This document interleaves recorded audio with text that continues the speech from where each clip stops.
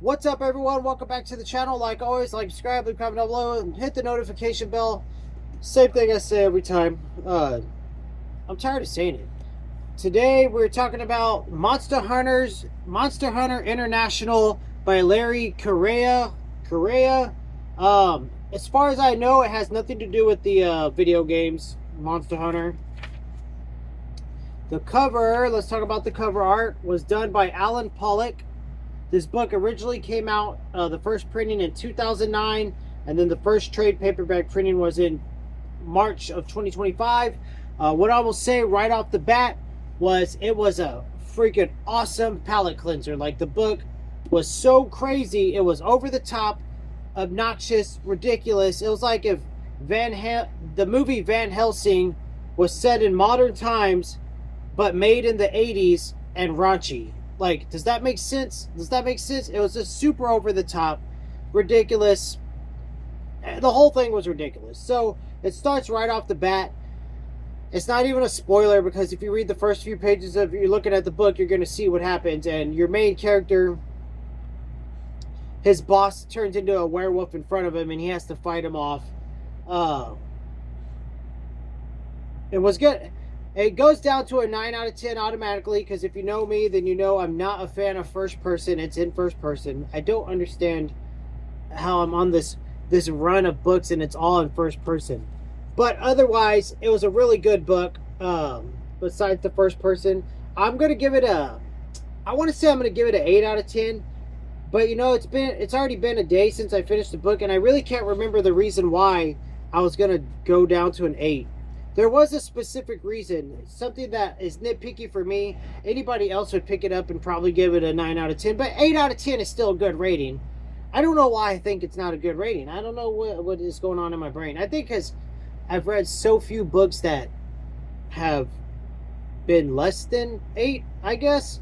But 8's a good rating. There was a freaking reason why. No, I don't know why. I just don't remember why. But in my notes, I wrote 8 out of 10, so that's what it is. But otherwise, the book was really good.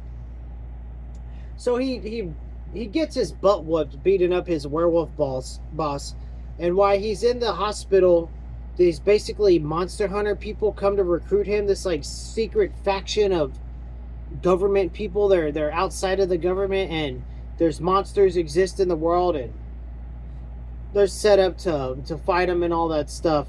And that's what their whole organization does. And you're basically following this guy as he gets recruited into this monster hunter stuff, and then the story just starts to get crazier. You know what I mean? It's very high paced. The book is about 100 pages too long. That was the reason why I went to an 8. I really found myself between page 350 and about 500, even though it's freaking phenomenal towards the end. But by then I was already like, this book should have already been over. You know what I mean? It's not meant to be 500 pages, and that was 500 pages in this ridiculous, obnoxious format that I just can't stand. Even though I can read these size books faster than a mass market. Don't ask me how, I don't know why. But I just can't stand this size. Like, go back to mass market paperbacks, people. Like, it's insane. Where's a mass market paperback? Because I just want to show y'all, even this one, it's not even a true mass market paperback, but it's just such a much better size format.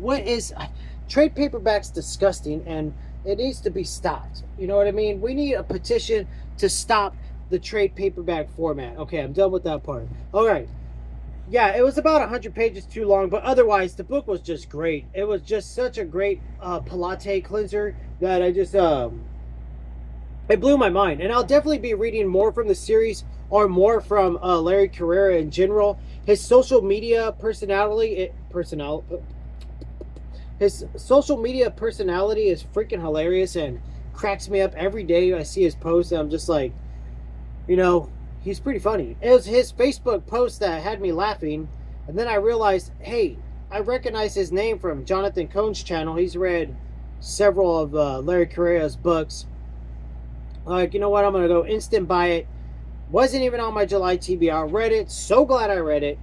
It's just, the book goes crazier and crazier as your protagonist He joins the Monster Hunters, goes on his first mission.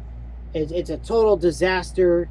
But then he starts finding out he's like this special kind of person, um, basically born to be like this elite divine, not divine, but you know what I mean. He's extra. It's compared to regular monster hunters. He has these like unique powers, and he's also in his mind is somebody else that was a monster hunter. You know, all these years ago, they died during World War II, and they're basically trying to guide him and preparing him to help prepare the others for the big bad boss at the end.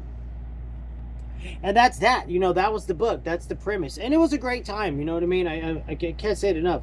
It was a great time. So, next up on my TBR, I went back to my TBR and I'm reading the Terminal List by Jack Carr. I'm already 100 pages in, and this is everything I want in a military thriller. Like, it is so good. Like, it's really freaking good. So, I'm having a great time with it.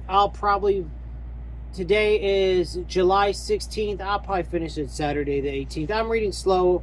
The wife and I have been getting into retro gaming, so, you know. Anyways, though, Monster Hunter International by Larry Correia. It was just a great freaking fun ride. And it was just action horror. I think one of the taglines on the back, a no holds bar, all out page turner that is part science fiction, part horror, and an absolute blast to read. That rings totally true.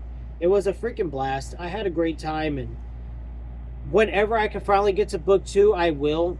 I know he has a really good fantasy series I've been hearing about. He has a sci-fi series, I think, called Gunrunner. I could be wrong on that I really want to read.